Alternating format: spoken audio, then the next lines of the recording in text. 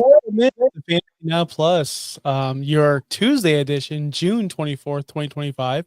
We usually go live Mondays, but I gave Justin the day off. It was a tough weekend for our boy Justin over there. So today we'll be breaking down the NFC and AFC North divisions. I already see comments in the chats. What? AFC East? Yes, we'll get to them down the road, but today we'll be ranking quarterbacks, running backs, receivers, and tight ends for your NFC North and AFC North division. So let's not waste any more time. Let's get it started, Justin. Oh no, where'd I go? I'm right here. What happened? I don't know. I was expecting to. Oh, you were expecting. Oh my, I'm the worst producer of all time. I'm just gonna say that. You know, Here you go. it happens.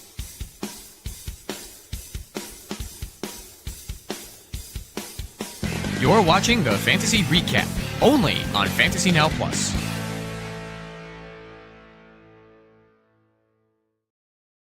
One day we will get that right, and that day is not today. It's all gay. It's all good, my friends. Like I said in the front, in the cold open, as we call it in the biz, we will be breaking down every position from the North, whether it be the AFC or NFC, and lump them all together. So get ready, guys. You thought the Aaron Rodgers talk was over? Not so fast, my friend. We'll talk about him here in a little bit. But before we do, we have some business to get, I guess, out of the way. Super League is coming to an end, as in registrations. We are getting the final push today. We have 7 full leagues pushing for 8. Justin's in charge of that situation. If you have not been DM'd by Justin today and you're watching, then what's going on? Because he has DM'd every single person in the United States to join this league. So go ahead and do it. Chat. That's our Discord. Hold on. Super League. You can find it on Fantasy Now Plus, the Super League tag. Hit your registration button. We're getting this thing filled and organized today. Pick your division if you've registered, by the way. We're waiting on you to pick your division and your spot. To be thankful. Yeah, we're very thankful. I don't want to I don't know, cause any stress or worry, but there are 2 spots available for our 7th division. It might not be the final division, but there are 2 spots available today, and there are 8 people that have registered. So get in now to get a guaranteed spot if you've registered already. And if you don't get in there within the next 2 picks, you might have to wait to see if we get another 8th division. I would love to get an 8th division. I'd love to get 10 divisions. But right now, we're guaranteed 2 more spots. Yeah. I'd love to get 50 divisions. But here we are. We're just beginning our journey. So let's get it started. First off, some small talk, Justin, before we get into these ranks. I know you had your Scott Fish Bowl live draft this weekend. So how was it? How was the vibe? Were you shaking hands, signing autographs? How was it, Justin? Not signing autographs, shook a lot of hands. Everybody that went to a draft, and if you are going to a live draft, you will get one of these nice little bad boy stickers here. Josh, you haven't gotten yours yet. I swore I told Sean I will send him his this week. Sean, if you're watching, I'll send you yours this week. But yeah, no, it was a lot of fun. I was at Cincinnati, obviously. We got through 10 rounds. They are very adamant this year about only drafting 10 rounds. There will be no 1101 picked live at the draft. So just be aware of that. And I had a strategy going to the draft, and I've kind of followed it for the most point. So there you go. I just want to say, in the Orlando region, we've always been locked down to 10, and it's been a rule. So thank you, Zach, for keeping order in the Orlando draft, at least. It's good to know that at least one city follows the rules and have never broken it, ever. We have this one guy, he comes every year. He's known, by the way, and I don't know his name, so apologize to whoever you are. But I've been to every Orlando draft. As soon as he makes his last pick in the 10th pick, or 10th round, he slams his computer down, puts it in his backpack, and walks out. And I'm like, all right, his draft is done. And I think he does that. So he's like, so we can't debate it. Because we've had years, I think the first and second year debate it. Oh, we can maybe go into the 11th round. And then we look around. Oh, half the teams have left already. So, yeah. But well, you know what? The last 2 drafts that I went to, it was kind of like, are you guys good for 11, or you just want to keep going until like we got to leave or whatever? And we've all kind of been like, yeah, sure, whatever. And it wasn't as serious. But they're really trying to make them an event this year. So it's not just the draft; it's the draft and like we went to a bowling place, so we got football bowling. We had food catered into us. Thanks to everybody that made food for the weekend. That was pretty cool. And then I mean it's a brewery also with the place. So it was an actual event, not just a draft, which was really cool to see. I can't find any foaling near me at all. Never heard of this thing until you told me you're going foaling. So I hope we get to do foaling in Orlando. I doubt we will. We're just gonna Probably be won't. drafting it, but it's gonna be a fun time. I cannot wait to get there on July 12th. Yeah, you're in July. You're like another month away, it seems like. Yeah, Pudge here said all the tight ends. Yes, that was my strategy. I am 15 rounds in and I have 7 tight ends. But I'm it's positional as strategy, by the players. way. It's all flex and 2 super flex. I have 2 quarterbacks, that's fine. I have 2 running backs and like 3 wide receivers, and the rest are all tight ends. We did have teams that they went 6 wide receivers in a row before they drafted a tight end. We've had teams that have pretty much went all running backs to start, and then they've kind of mixed it up now. So it's definitely it seems that people have had their strategy of just going one position down the board that they think is the highest valued, and we'll see how that turns out. We'll see how it turns out. Again, I won't be drafting until July, which is good for me. I prefer later drafts. If it was up to me, I know this is not possible. Obviously, we'd be drafting in August. But I understand why we do it so early, and I totally get it. So yeah, so there it is. Um, we had a show on Friday, Studs and Suds with Pudge and Jeff. So go check that out if you've missed it on our channel. It was a great show. I want to thank those guys. They're putting in great work. They're getting a ton of views, and make sure you look at their stuff because they know what they're talking about. So go ahead and check that out. It was Friday if you missed it, and they'll be live again this Friday at 3 p.m. Eastern here on Talk Sports Network and Fantasy Now Plus. Check it out. What's going on, Josh, in the chat? Thanks to everyone watching right now. We'll get into our rankings. So, Justin, how do we want to break this down? I have my rankings. It's published on FantasyNowPlus.com if you want to follow along. I have finished all my redraft rankings here in June, and I'm curious to get into it with you. So, how are we going to do this, Justin, boss man? Well, so the thought here is I have this little sheet here that I'm going to share, and then we are going to start from 10 and just work our way up to the best in the 2 divisions. And kind of discuss how do we actually we might agree on some of these, we might have to argue a little bit on some of these, but we'll get them. I mean, we got 40 players to rank in 40 minutes, so should work, right? Should work. should work. So yeah, here we go. I got this sheet for the AFC and NFC North divisions with all the teams that we are going to look at here. So pick a position. What do you want Let's to talk about? start with the most coveted position in the entire league, the quarterback Tight ends. position. All right, tight end. Yeah, Oh, tight end. This is not a quarterback. it's not Okay. on tight ends. Yeah. So quarterback position. I feel like this is a very strong 2 divisions for quarterbacks. It was very difficult for me to once you get past the 1 and 2, which are pretty obvious who they are. To me, they're all jumbled up. So I really believe, and there's a clear bottom 2, I believe. So the middle 3 through 6 were very difficult for me to rank. How say you Well, on this subject?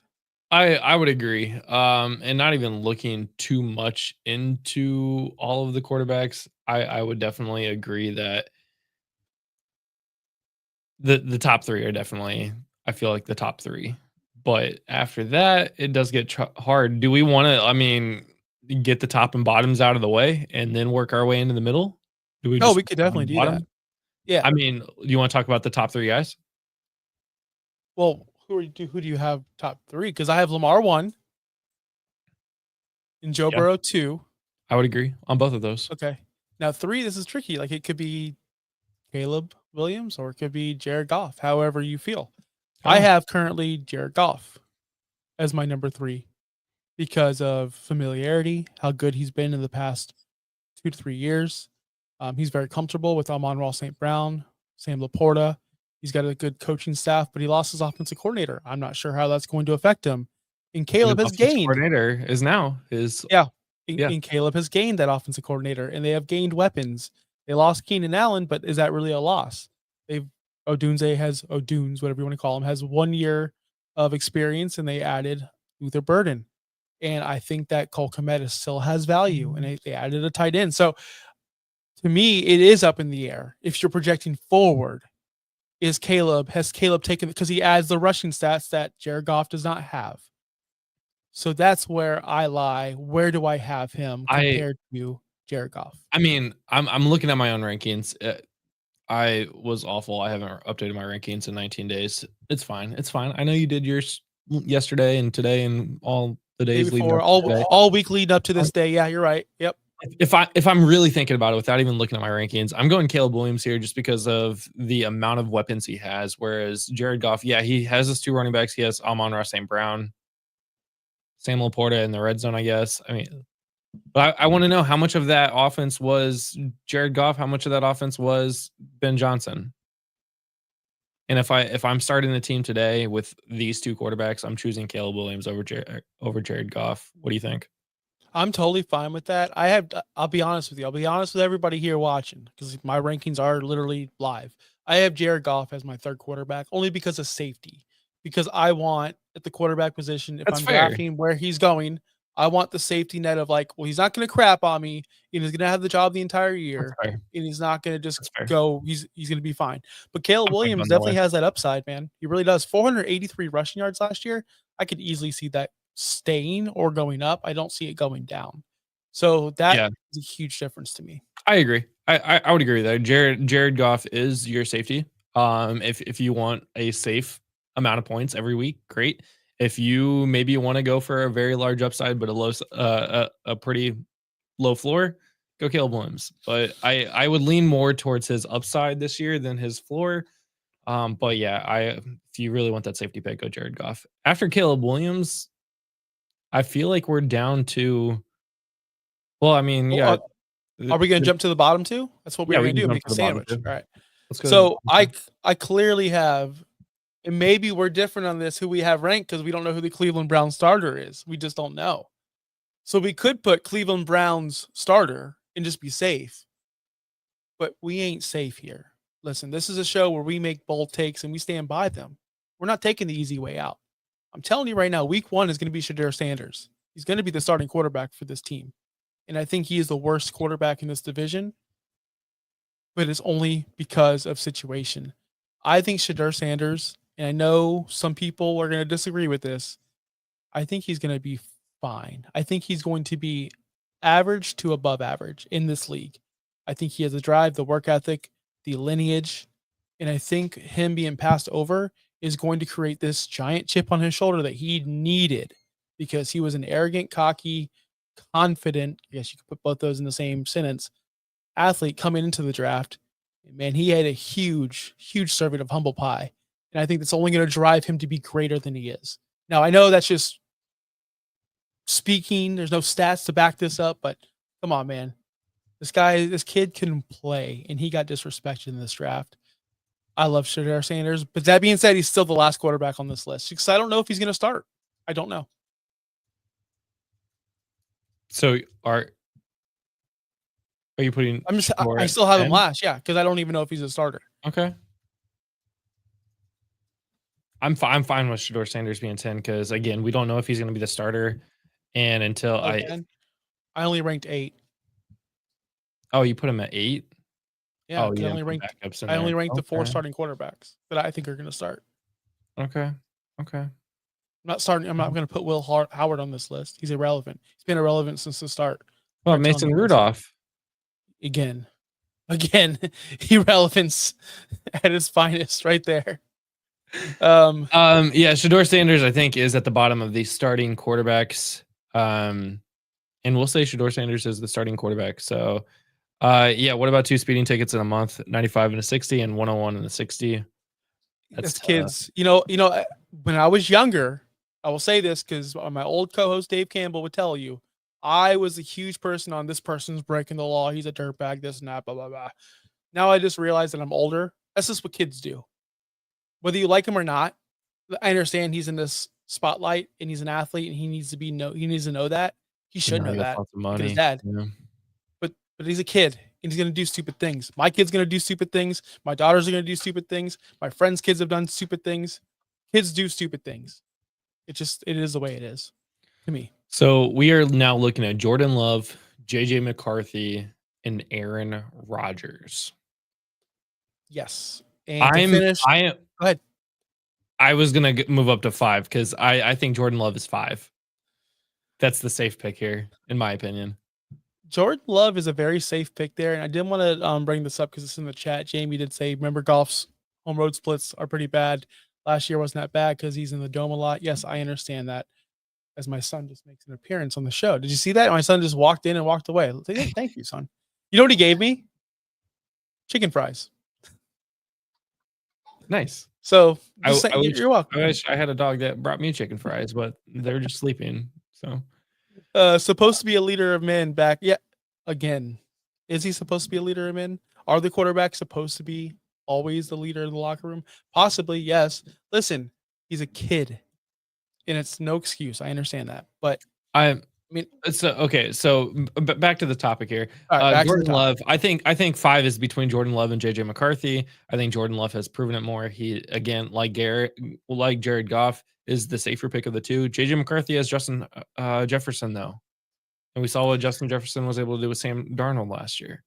So was it Sam Darnold being good, or was it the product of the system where Sam Darnold was really good because of his wide receiver? I think it was a system thing. Did you hear that news where the Raiders wanted Sam Darnold, but Tom Brady said, "Nah, we ain't touching this guy." Did you hear that the story? I heard it yesterday. Christ. So either way. How would you? Why would you do that? He's got to go 7. I'm sorry, he has to go 7. He is not better than the other two. I'm sorry. We don't know. I will say this. We have not seen JJ McCarthy play a game in the NFL, much less a full game in the NFL. We've seen him in preseason and he looked awesome. But Justin Fields looked awesome in preseason that one time, didn't he? And he said it was slow. This game is slow. Well, it wasn't that slow, buddy. You're still on your. I'm not loading you move Aaron Rodgers higher than 7. I'm not going to move Aaron Rodgers. I'm going to let you put him there. But I will say this.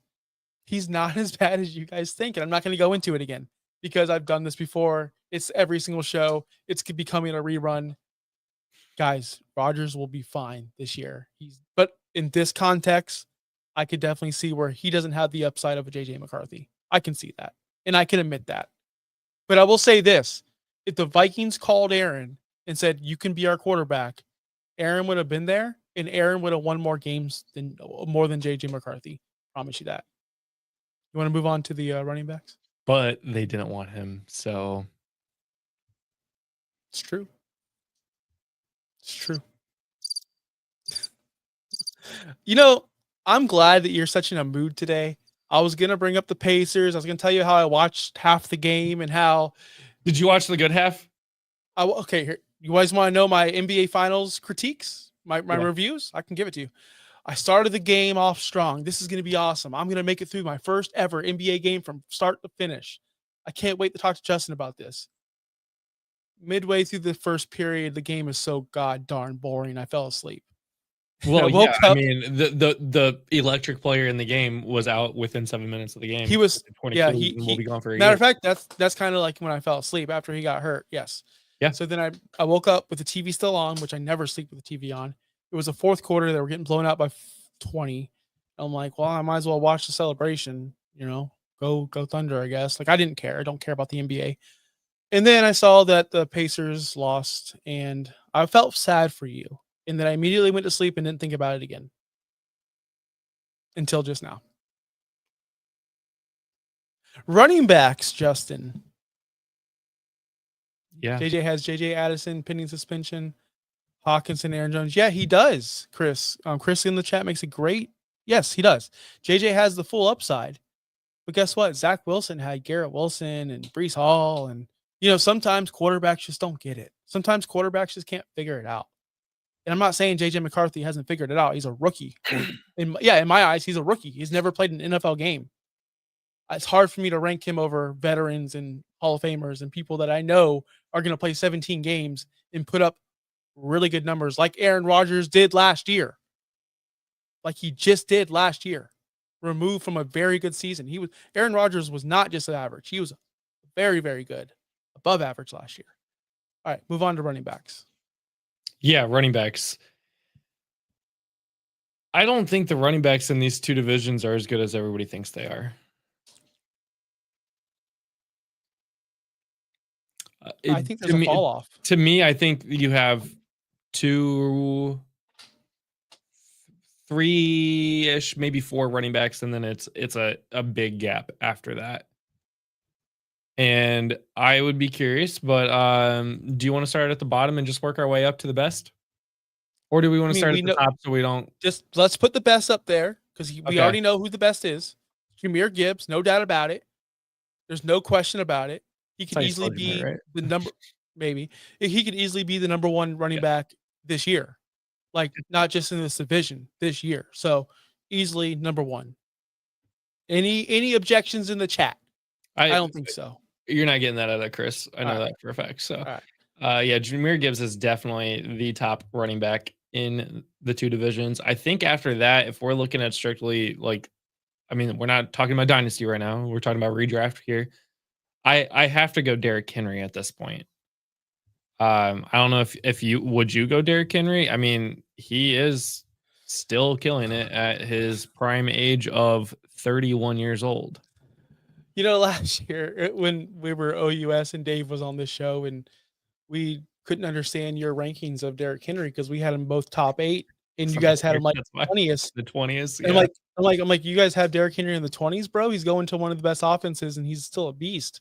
So it's very, very, very difficult for me to put him anything lower than 2 here. Well, last year was our first year of rankings, and I was like, what's dynasty, what's redraft, all the things. I understand. So, yes, you're going to have no argument with me. I think Derrick Henry is still the number 2 running back in this division, but I think it's closer than you think with Josh Jacobs. Yes. I think Josh Jacobs is very close. I agree there. Josh Jacobs, I think, is going to be a top 10 running back again this year, just like he was last year.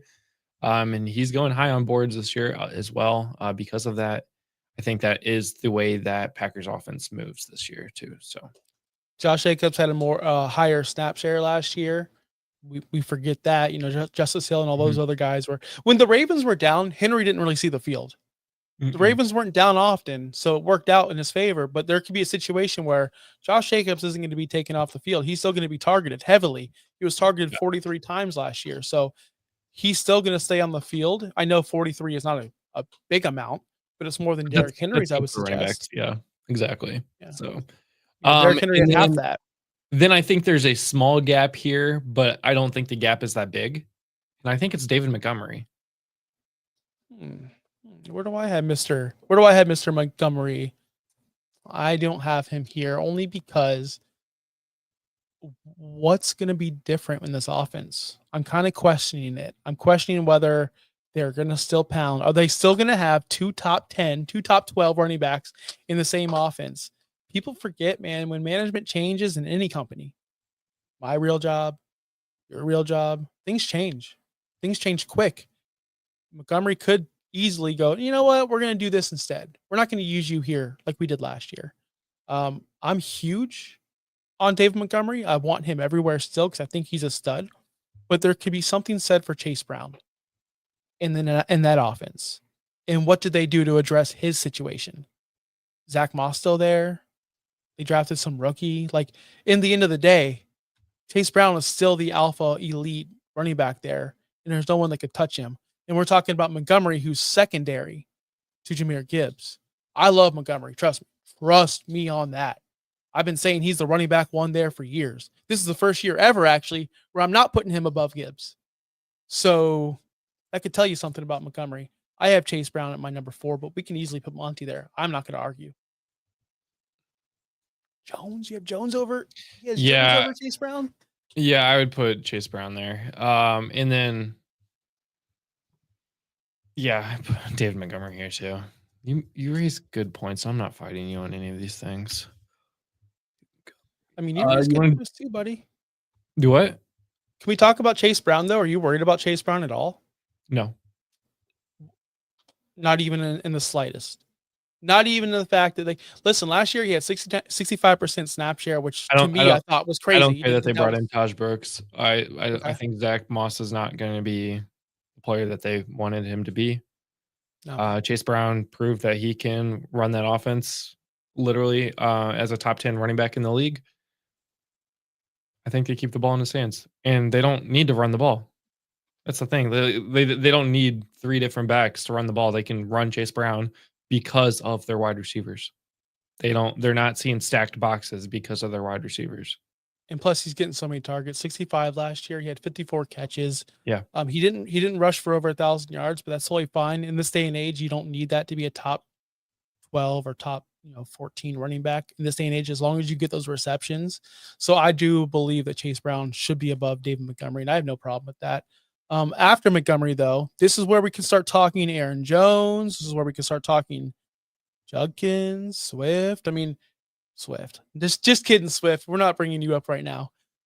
Where would you go? Would you go Judkins? Would you go Aaron Jones? Would you go Caleb Johnson? Would you go Jalen Warren? There's a lot of situations. There's a lot of places we can go right now. There are, and I'm always going to lean more towards a veteran running back that's young. Oh. A veteran running back that's young. I'm sorry. I really want veteran running backs that are young too. I don't know. Kyron Williams, he's a veteran running back that's young. Yeah, but we're not talking about them right now. I don't know if I can trust Judkins and Caleb Johnson and all of these guys yet. Like, I don't know. This whole offseason, I've said multiple times, I don't think Judkins is going to be as good as everybody thinks he's going to be. I've said it all offseason. It hasn't changed. I don't see how you can hate Judkins in that role where we expect him to step up and do not exactly what Nick Chubb did. No one could do what Nick Chubb did. Only a few running backs can do that, those running skills. But I expect him to get a full load. I don't see any kind of setback at all. I don't see anyone in his rage. Jerome Ford is still there, right? Like he can still get touches. Here's my prediction for week 1. I'm sitting here. I'm in Vegas. I'm in Vegas in my hotel room, about to catch my flight back to Florida because the week 1 should be broadcasting from Vegas. And I'll be like, man, you guys expected Judkins to get this, but we saw Jerome Ford get 15 carries instead. I guarantee that's going to be my week 1 lead-in. Guarantee it, 1,000%. So I'm okay with not putting Judkins here yet. 1,000% okay with putting Aaron Jones here. And that's sick. I don't like Aaron Jones at all. I don't want to touch Aaron Jones. I don't want to roster Aaron Jones. But I do see that he does bring that veteran leadership and that veteran role to Minnesota, where he was good last year. And they didn't really do anything to add. Jordan Mason's now there. Jordan Mason's not the same player as Aaron Jones. So you don't have to worry about him stealing Aaron Jones's targets or carries or his role or his plays or his situations. So I really like Aaron Jones there. Ugh. Are you going to put Aaron Jones there? Yeah. You don't sound too comfortable. Well, we're just getting weird now with some of the running backs, and they're not fun. So we're looking at what Judkins. We're looking at DeAndre Swift still is out there. Roshan Johnson, Jalen Warren, Caleb Johnson.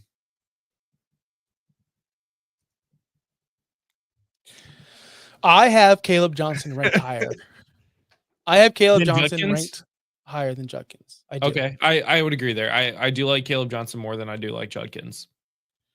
What I was doing was I was going into, because I know this argument comes up all the time, and I love Chris so much, but everyone always brings up Bijan Robinson's rookie season and how it was a quote-unquote failure because of Arthur Smith. It was not a failure. It was actually really good.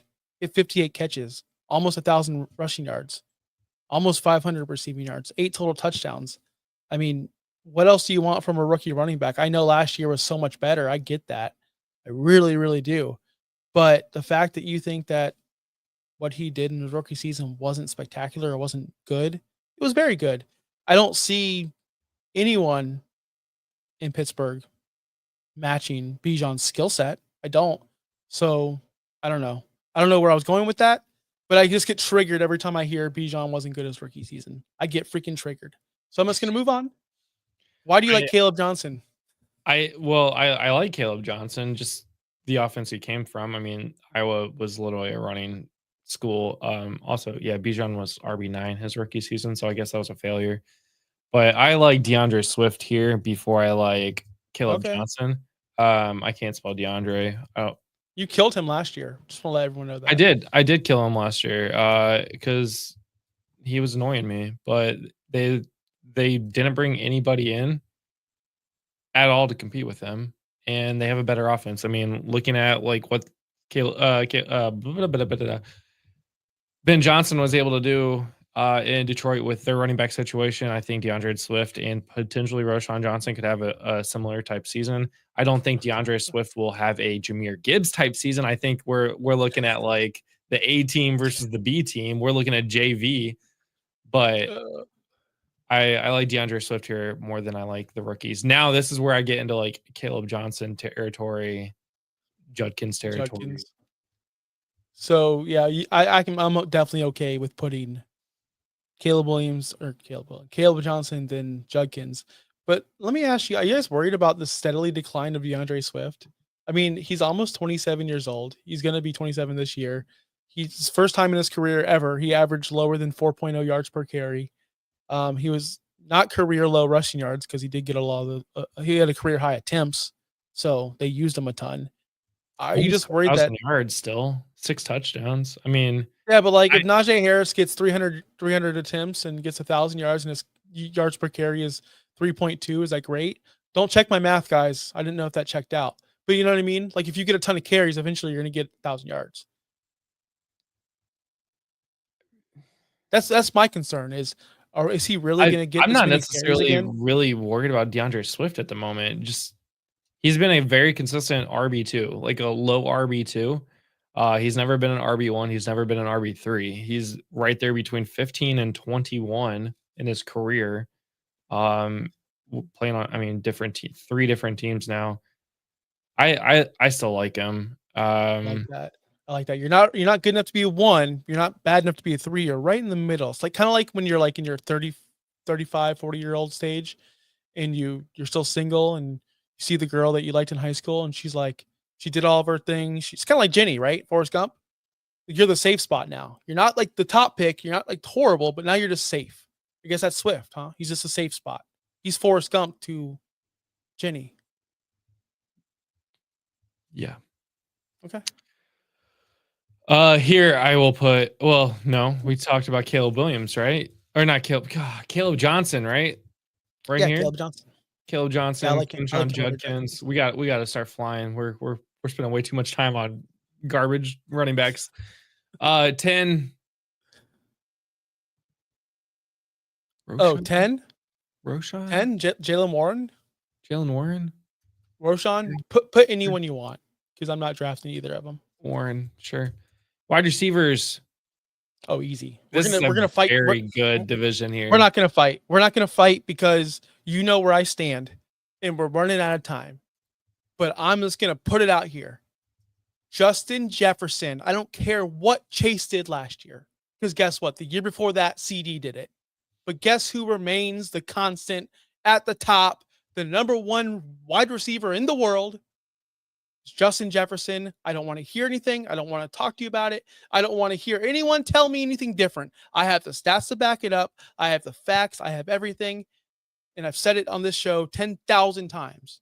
Just because of what happened last year doesn't erase every bad game Chase has ever had or all of his yo-yo games or his single-digit games.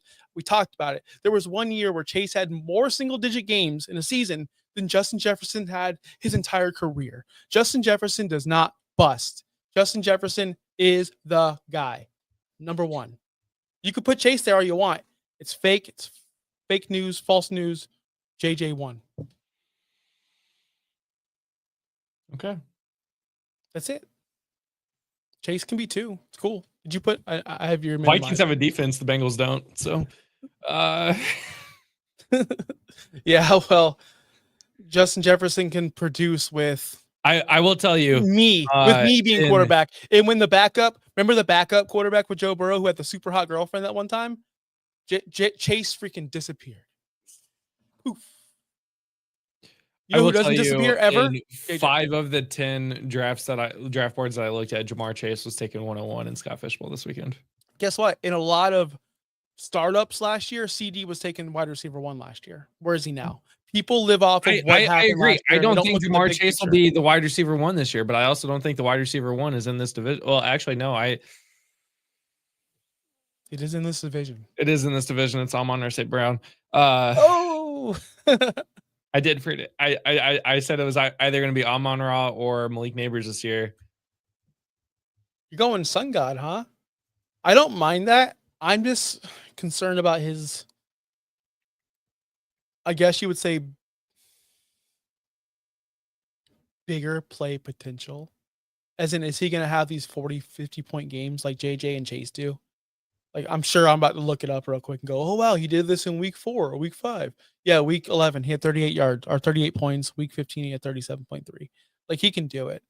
It's just he's more known for his 18 targets, his 12 targets, and, just getting 88 yards and maybe a touchdown. I love Amon-Ra. You're not going to hear me talk bad about Amon-Ra at all. I don't want to be controversial here, but I'm putting Chase as 3 here. I don't agree with that, that's less. But I'll deal with it. You got Justin Jefferson. I'm taking Amon-Ra at 2. I said I don't agree with it, but I'll deal with it. That's what I said. I don't agree with Justin Jefferson at 1, so we'll be fine. Okay, so after this, after this, DK oh no, DJ Moore. No. To me, it's clear. It's not a drop off. I mean, it's a drop off, but it's the drop off. Like, this person's in his own tier. I think T Higgins belongs here. I think T Higgins belongs in his own tier right here, because if Chase goes down, I think T Higgins can step up and be that one, and still produce big time numbers. I like DK Metcalf, but not for fantasy.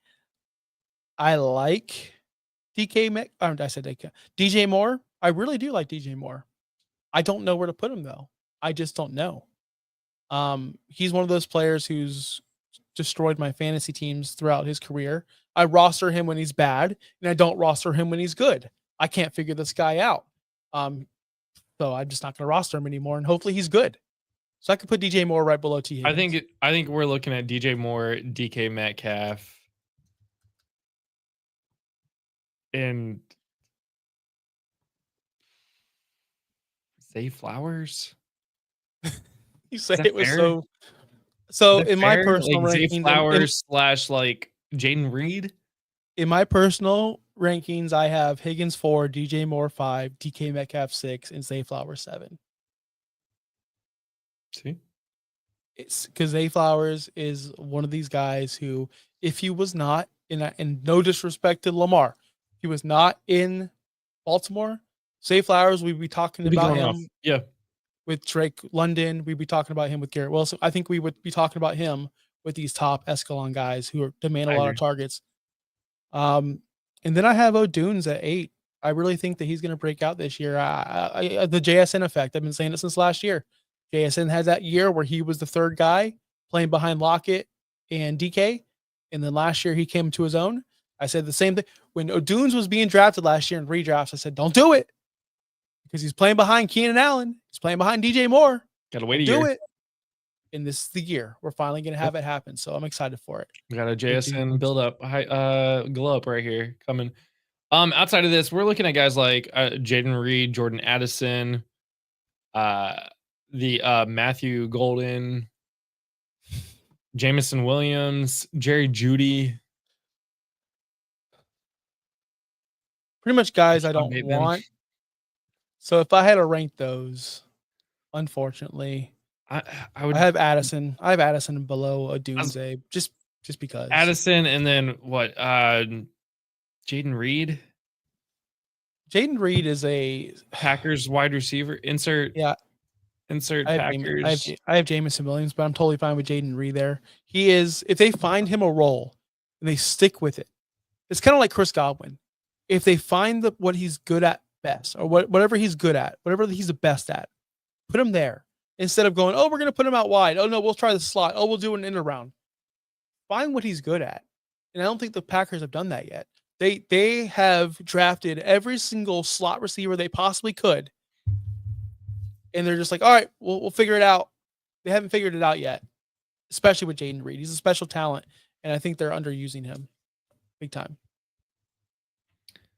So tight ends, we have 3 tight ends that could be considered elite. Yeah, Mark Andrews still alive. Sam Laporta, TJ Hawkinson. Then I think there's a little bit of a gap.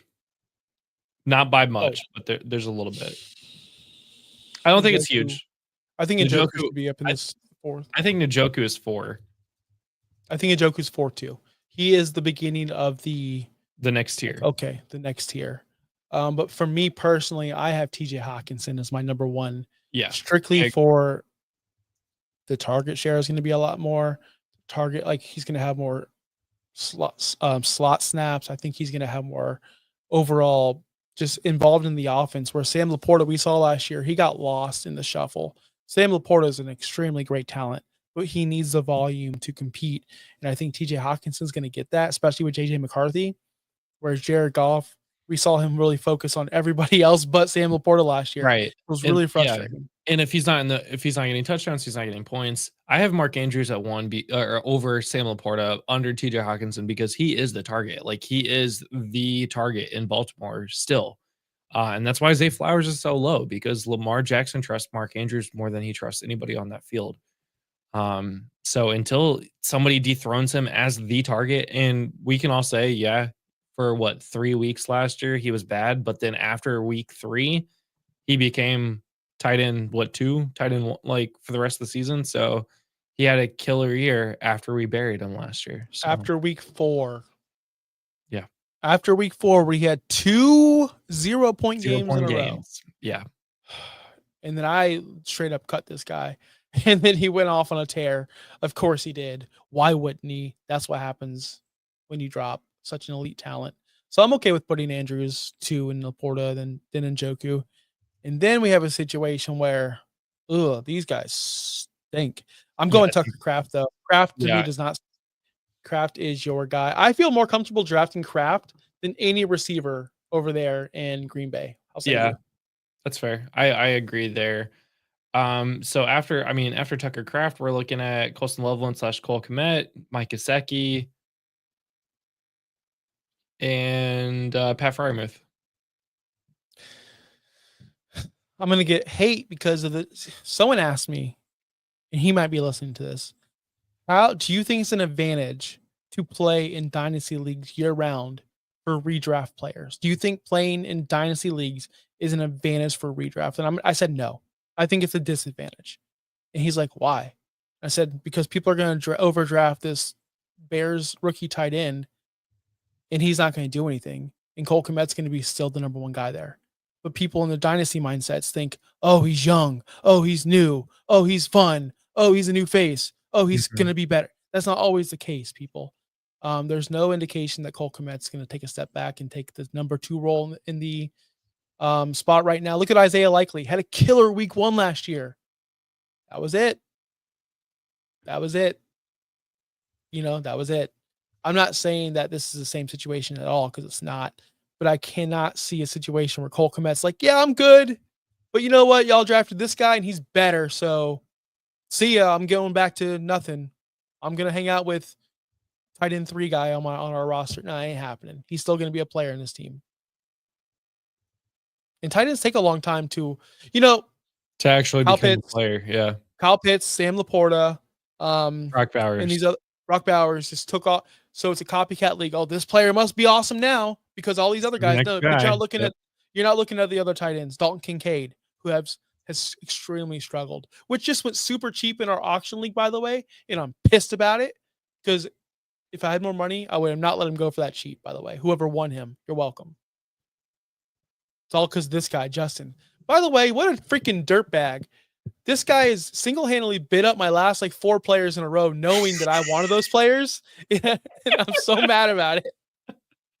You cost me at least like $20. Listen, I wanted Garrett Wilson. I bid as much as I could on him, and No, you didn't. it wasn't No, you didn't. enough. You just knew. It wasn't You just enough. knew I had my proxy at like the maximum I possibly could, which I did.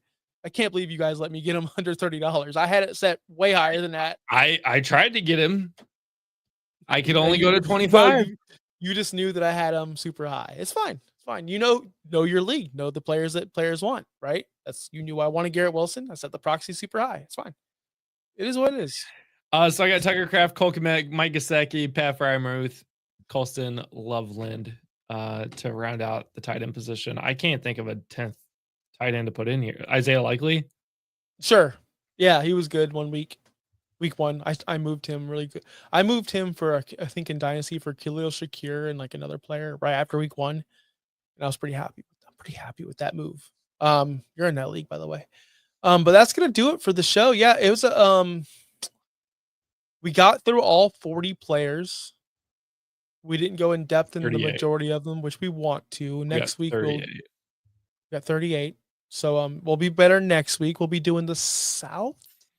North. Are we South, doing the dirty South? The dirty South. So we'll be talking Baker Mayfield. We'll be talking All the Anthony bad Richardson. Daniel Jones. We'll be talking Trevor Jonathan Lawrence. Taylor. I can't wait to get into the South next week. It's going to be a fun show. If you want to get our rankings down, because our rankings are up, we go by our rankings. Right. FantasyNowPlus.com. Make sure you check it out. Make sure you subscribe to the channel. We are growing stronger than ever. I think we're over 600 subs for sure. I think 607. We want to hit 1,000 before the year. We still have a couple 70 days to do that. So our goal is 1,000. And again, I will shave my head and donate it to charity if that happens. Yeah. You guys put it on Blue Sky, not me. So if we do get 1,000, I will be shaving my head and donating it to a local charity in the Tampa Bay area. So go ahead and subscribe and make me bald. Make me look like an idiot. So but I already do. So you can't do that, guys. I already do that myself. So until next week, this is Josh signing off for Justin. Peace out. Be good. Love you. See you. Thanks for listening. Be sure to like and subscribe wherever you watch or listen to podcasts. We'll be back next week for more ways to win your league.